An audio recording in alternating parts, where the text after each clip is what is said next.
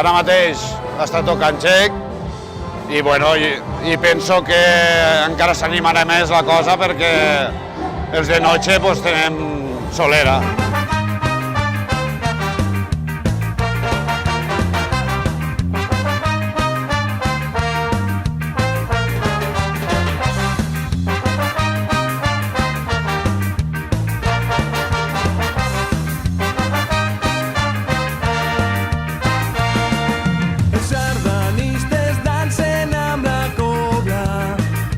Estem a dissabte, estem a la nit que s'enfoca normalment més a la gent jove.